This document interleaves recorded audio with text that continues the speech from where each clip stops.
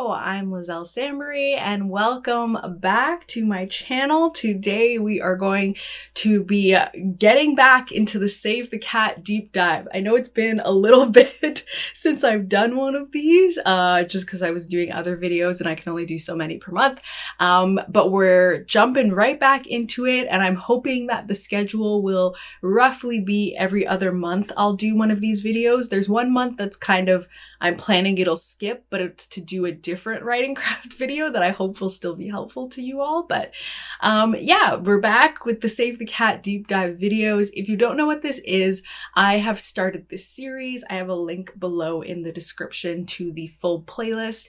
So I started a series talking about the Save the Cat story structure. So I learned about this story structure by reading Save the Cat Writes a Novel by Jessica Brody, which I also have linked down there. I'll also link the original Save the Cat book by Blake Snyder. And so that's how I learned about Save the Cat. And I've been using this story structure to create my own stories. And so I created this series to kind of share how I use these beats in my own writing. Sometimes I'm very like by the book of Save the Cat. Sometimes I'm doing something a little bit different, but I thought it would be fun to really do this deep dive series to really get into every single one of the Save the Cat beats. And so that's what this is. So it's very much like my experience and how I use these. So don't feel like you have to do exactly what I'm doing. This series is really just to share that with you. And if that's helpful to you in some way, that is amazing and great. And I highly recommend that you check out one of those books beforehand, before watching these videos, just so that you get that primer of the original full Save the Cat experience. So that is what this entire series is. And today we are talking about the B story. So this is the second beat in the second act. And I'm going to, as always, just quickly read how Save the Cat Writes a Novel defines this beat, and then we'll jump into me talking about how I use it. So the definition from Save the Cat is: the B story introduces the character who will somehow represent the B story / spiritual story / theme and help your hero learn it. So that is the Save the Cat definition. And let's go ahead and dive in. We're going to start with choosing the B story character. So how you decide who is going to be this pivotal character that you're going to introduce that is going to help your main character learn the theme. I also can phrase this I made a video talking about how to create compelling characters, which I will link down below. But if you're following that sort of framework I've created, Save the Cat describes as the B story character is the person that's going to help your character learn the theme. But for me, based on the way I structure my characters and the way I build them up, I think of the B story character as being the character who helps teach your character what they need.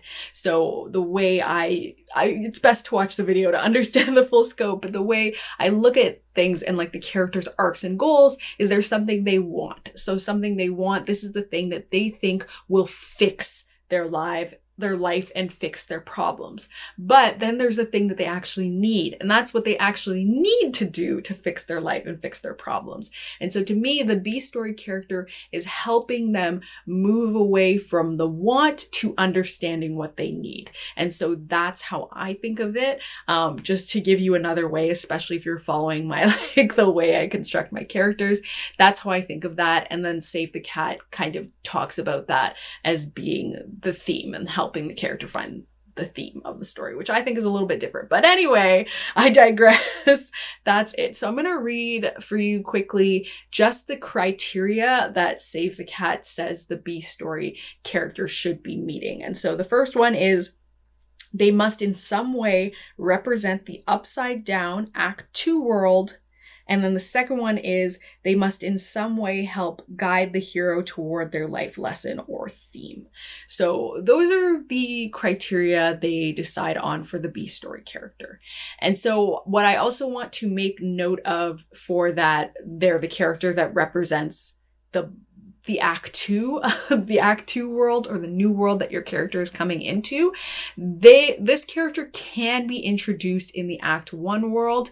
It's just that who they were in the act one world, like the main character didn't really need to have them in their lives, but because of things that happen that bring them into act two, they're forced to have that character in their lives now. That's what Save the Cat kind of makes note of. So for example, in my debut novel, Blood Like Magic, the main character, Voya, in the first act, she meets the love interest, Luke, and they don't have a good meeting. And she pretty much is like, well, I'm never gonna interact with that person again. And she goes along on her merry way. But then, as part of the crux of the novel, she gets this task to either kill her first love or lose her family's magic forever. And when she met Luke, in that first act, she was matched with him in a genetic matchmaking program. He was like her number one match in the whole country. And so for her, it's an easy route to, okay, I have to fall in love with someone. I've never been in love with someone before. And I know based on this genetic matchmaking program that he is my best match. And so she met him in act one and wouldn't have had anything to do with him, but because of the new world she gets brought into in act two, in which she has to do this task, she now must interact with him. And so then he is the B story character, but in that case, she did meet him in the act one world, but he represents the act two world because she was forced to interact with him in that way, if that makes sense. So that's really what something that Save the Cat says, like that character doesn't necessarily need to be introduced in the second act, but the main character wouldn't have interacted with them if not for everything that happened. And so that's why they kind of represent this entry into the Act 2 world. There are lots of options for who could be your B story character.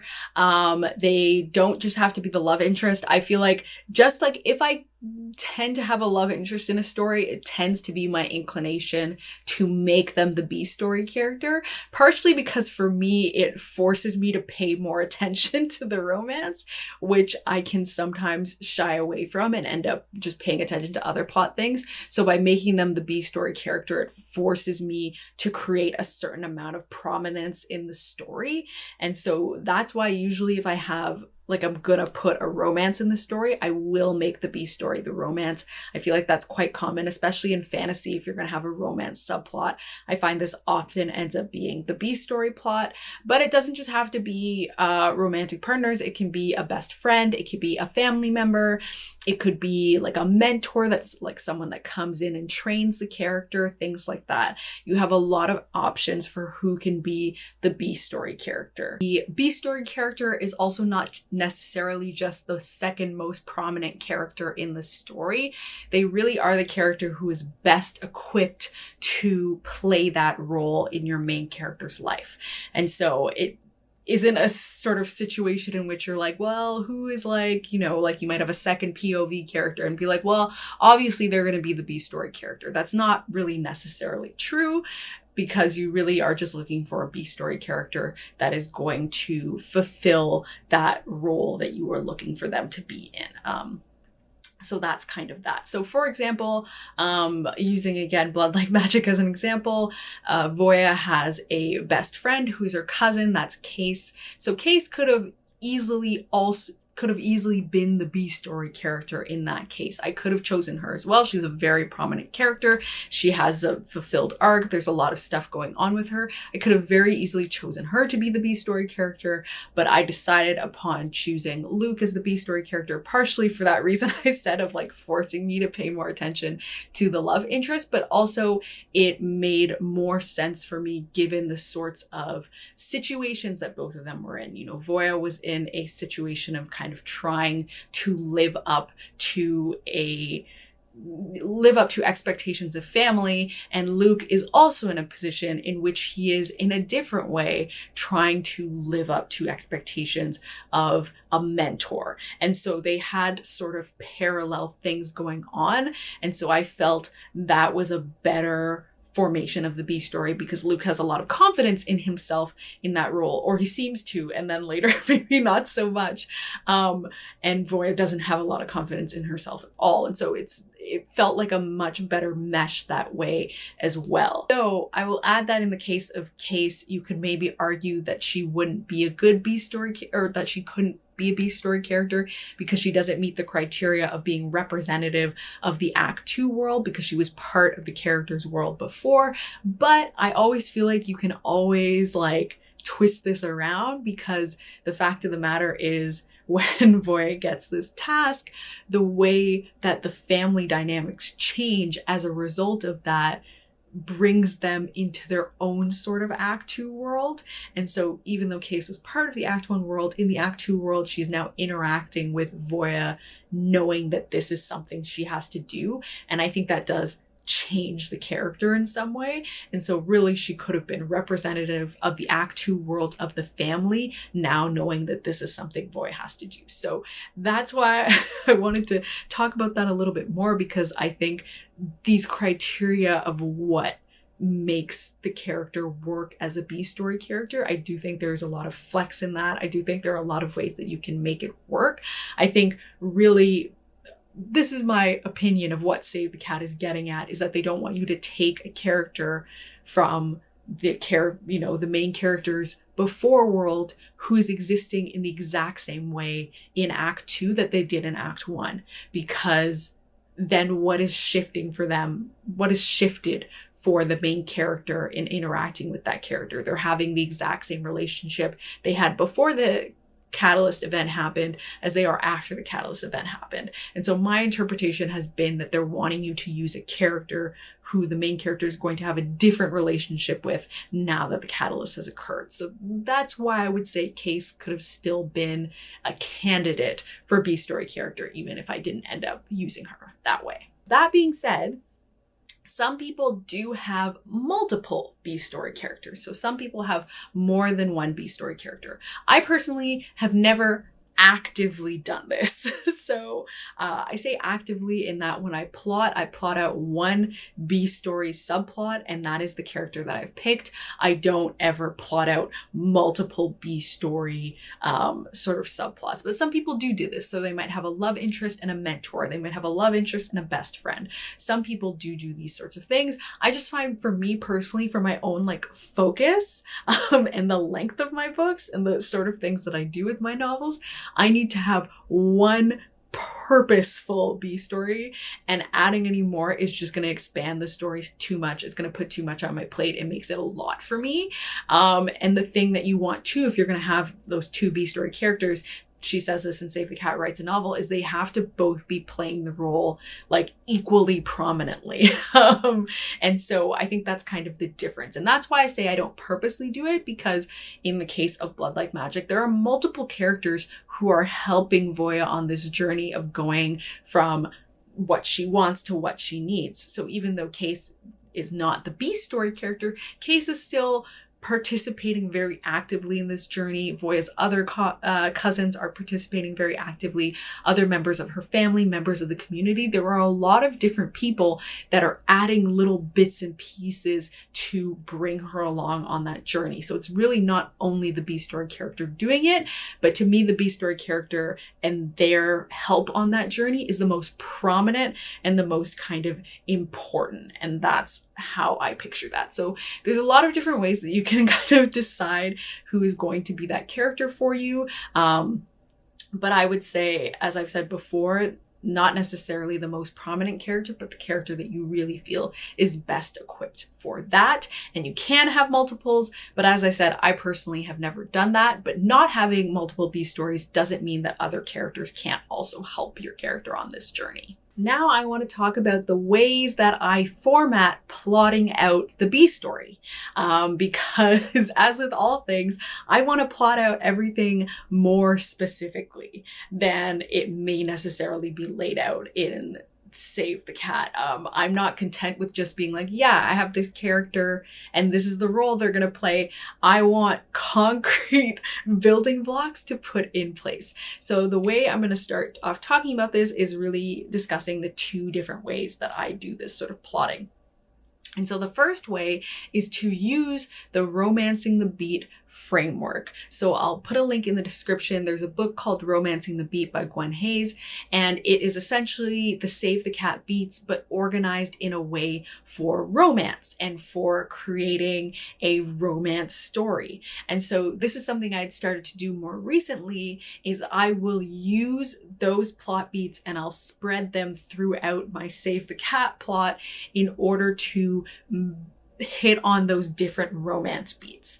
And then something I will keep in the back of my mind as carrying through that framework is, again, knowing that this is the B story character, and this character is supposed to be helping that character move from their want to their need, or understand what they need, or help them understand the theme. However it is phrased, they are doing that. And so I like this because this framework automatically sets up things like, this is when they'll have their meet cute, and this is when they're going to experience conflict, and this is when we might have a breakup moment, and this is when we might start to doubt each other, things like that.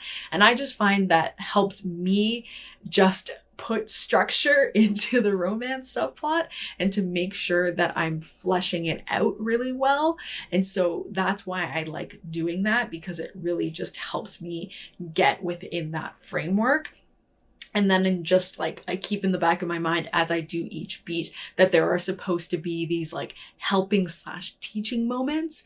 And so I'll work those into that framework, because that's not necessarily already in that sort of framework. That framework is really a lot more about kind of like trusting each other and like trusting your ability to earn love or feel like you deserve it or what have you.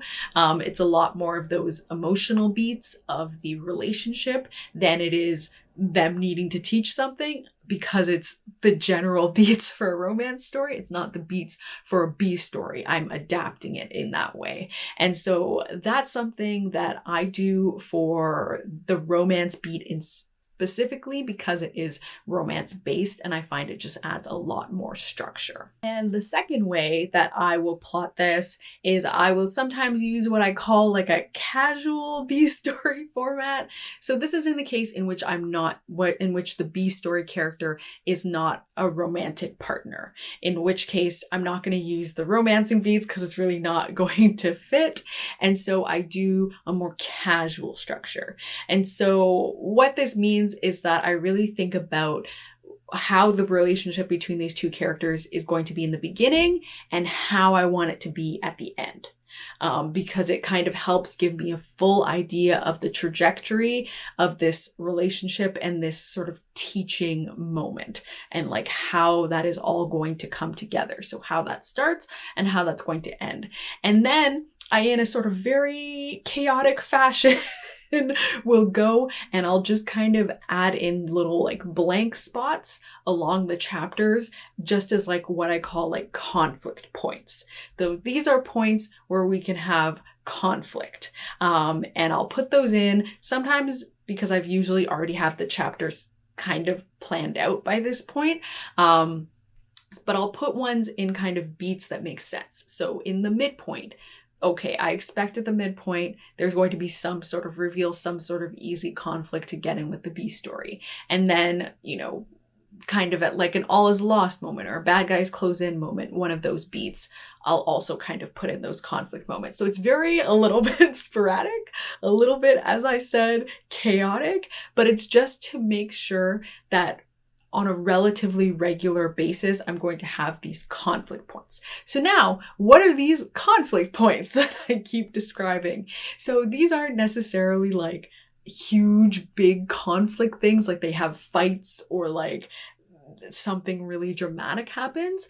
I think of these conflict points as in the main character is butting up against the B story character, trying to push them towards that realization of going from what they want to what they need. And so that's why I call them conflict points, because the main character is not going to just accept that. They're not just going to be like, oh my God, that's totally what I needed all along. It's not going to happen. And so that's why I call them conflict points, because the main character is going to push against what the B story character is trying to teach them in some way.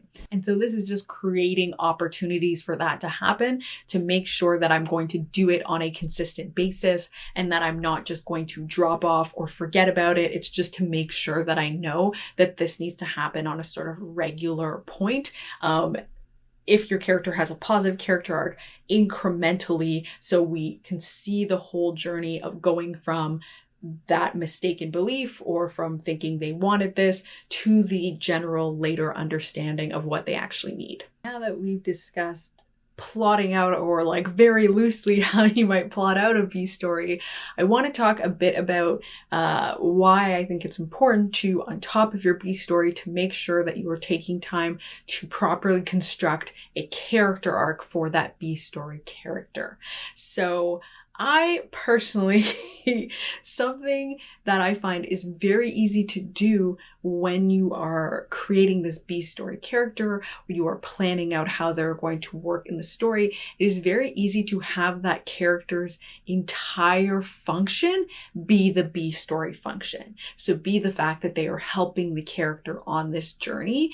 And I find that it's very easy to lose the character themselves in there, and for that character to become more of a plot device, more of that B story plot device than they are an actual character. And so that's why I wanted to just kind of spend a little bit of this extra time really just saying that, like, for me personally, and really what I recommend is to make sure that you are taking time to construct that character's arc separately and to give them their own arc, their own story that is independent from the B story function. And the reason I recommend this is that because I find that when the B story character is, how to phrase this? It can be very obvious when a character's entire function is to be the B story character, because they don't do anything else. They show up in the book, they help the main character, and then they just sort of seem to disappear and float around in space otherwise. You have no idea what's going on with them. They just kind of disappear from sight, and then they like show up again and they help the main character. And I find that this makes for a very, very flat character. And I think for this character that's so prominent in the story, the last thing you want is for them to come off flat. And that's why I try to give them a separate arc that really the main character can contribute to that arc, but it's really running independent. And oftentimes this arc will have already started before the main character even came into the picture. The B story character had their own conflict that they were working with, and then the main character comes into the picture. And so I really do think it's important to have that, because it's going to be helpful. And also, if your B story character, if you're working with a cast of diverse characters, I find that making sure your character has a separate arc is even more important, because like how many books, movies, stories have I seen as a Black person where there's a Black girl best friend and literally the entire purpose of her entire life is really just to help the main character. And it's terrible because that character becomes so shallow. They become so much like a set piece. And I don't think you want your characters to be set pieces. And so when you give them this completely separate arc, you give them that. You give them the room to be fully fleshed out, independent of the main character. And I also think it's nice because not only is that B story character helping your main character on their journey, but because the B story character has their own arc, the main character is able to help them in kind, is able to pay that back and to be the B story character to their B story character, which I think is nice. And I think it makes for a much more complicated and nuanced and interesting and in-depth relationship between the main character and the B story character if there is some sort of give and take in that relationship, and if they are each other's B story characters versus just kind of feeling like it's one way and that this character is just a device for the other character. And so Maybe this is an obvious thing, but the way I used to do my B story characters in the past